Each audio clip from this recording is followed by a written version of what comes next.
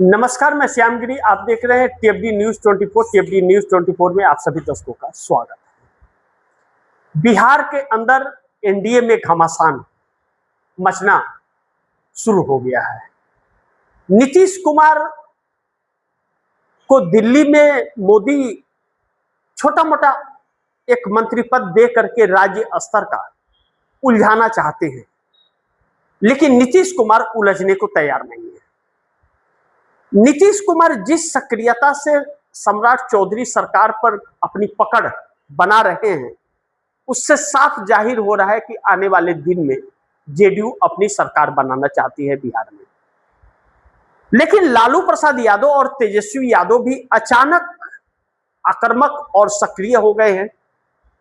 लालू यादव ने कहीं न कहीं कमान संभाल लिया है। राउडी देवी आवास खाली हुआ, सामान कहां गया पता ही नहीं चला किसी को।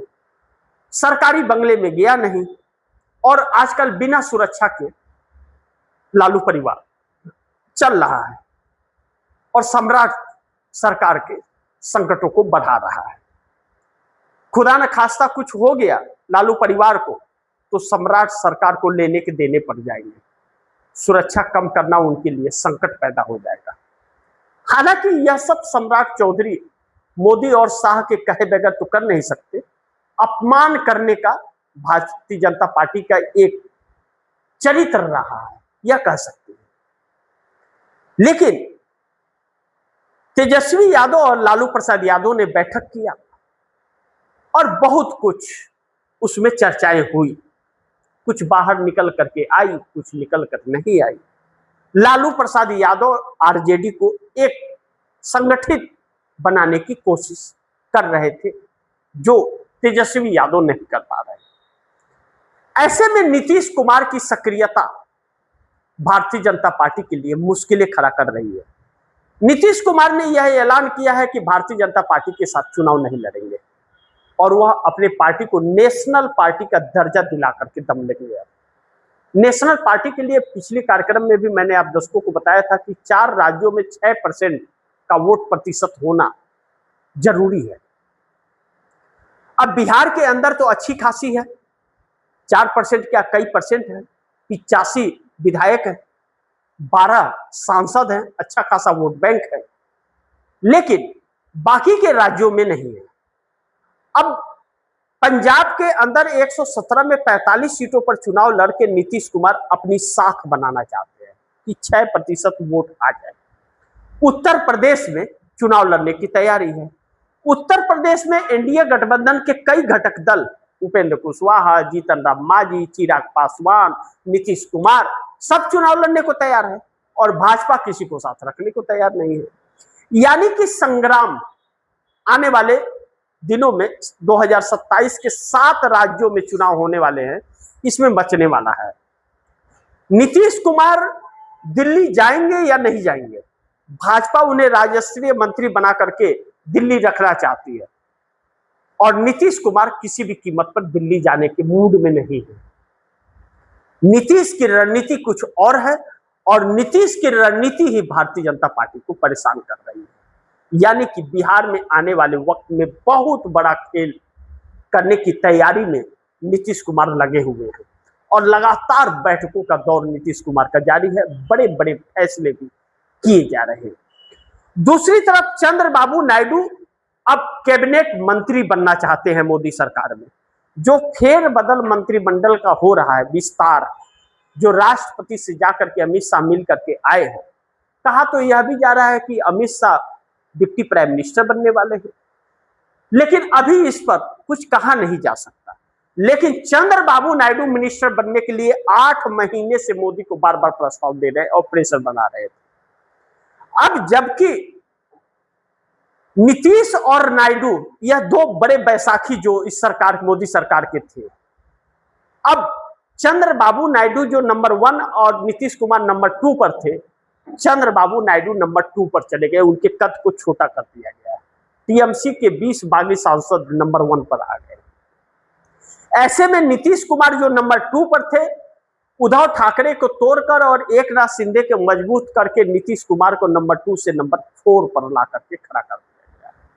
ऐसे में कद को छोटा किया गया है, लेकिन फिर भी छोटा कद लेकिन धमाका बड़ा हो रहा है, क्योंकि वह बागी मोदी को नहीं बचा पाएंगे। मोदी को बचा नीतीश और नायडू ही पाएंगे। उनका क्या ठिकाना कब किधर पलट जाए। ऐसे में चंद्रबाबू नायडू को मंत्री नहीं बनाते अगर नरेंद्र मोदी, तो फंस जाएंगे।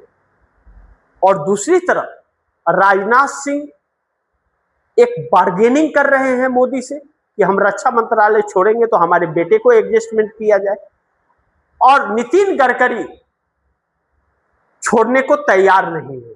अगर नितिन गडकरी को छोड़ा तो मोदी सरकार की उल्टी गिनती शुरू हो जाएगी, क्योंकि सरकार में रह करके अगर नितिन गडकरी अलग अलग पुल पट्टी मोदी की खोलते रहते हैं तो सरकार से बाहर होकर के कितने पोल खोल देंगे, सांसद तो रहेंगे ही।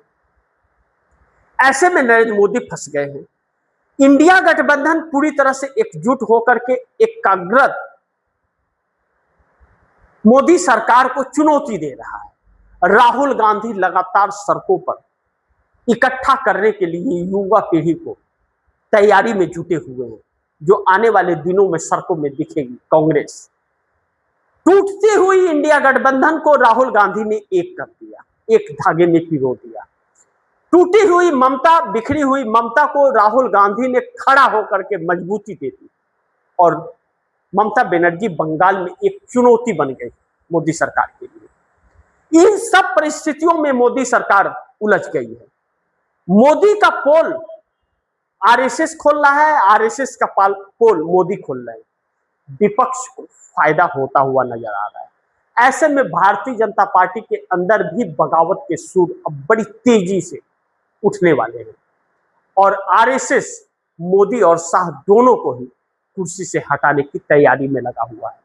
क्या हम यह मान लें कि राहुल गांधी की बातें सत्य होने जा रही है, मोदी सरकार गिर जाएगी, मोदी का इस्तीफा हो जाएगा? लेकिन मोदी का सपना अलग है। मोदी सभी माहौल जो चल रहे हैं, चाहे वह चंदा चोरी हो, चाहे बाकी जो भी हो, उसे नजरअंदाज कर रहे हैं। जनता सड़क पर है, उससे इन्हें कोई फर्क नहीं पड़ता, क्योंकि जनता के वोट की इन्हें जरूरत नहीं है। इन्हें तो चुनाव आयोग की वोट चोरी की जरूरत है, और उसके बगैर नरेंद्र मोदी चुनाव जीत नहीं सकते। एक भी व्यक्ति को नरेंद्र मोदी चुनाव नहीं जीता सकते बगैर वोट चोरी। विपक्ष इन बातों को समझ गया है, और न्यायपालिका और चुनाव आयोग से इंसाफ मिलेगा यह तो भूल चुका है। विपक्ष ने तोड़ निकाल लिया है जनता के बीच जाने का, और जब जनता सड़कों पे आती है तो अच्छे अच्छे की हवा टाइट हो जाती है। ऐसे में नरेंद्र मोदी बड़ी संकट में फंसे हैं। राहुल गांधी पहाड़ की तरह खड़े हैं। राजनाथ सिंह की सदस्यता रद्द करने के नोटिस दे चुके हैं पार्लियामेंट के अंदर स्पीकर ओम बिरला को। अब स्पीकर ओम बिरला बड़ी चक्कर में फंस गए। राजनाथ सिंह ने देश से और पार्लियामेंट से छुपाया कि ऑपरेशन सिंदूर के तहत 6 वीर जवान हमारे शहीद हुए थे। उनकी शहीदगी को छुपा दिया, उन्हें शहीद नहीं दिया, उन्हें सलामी तक नहीं दिया, और देश को गुमराह किया।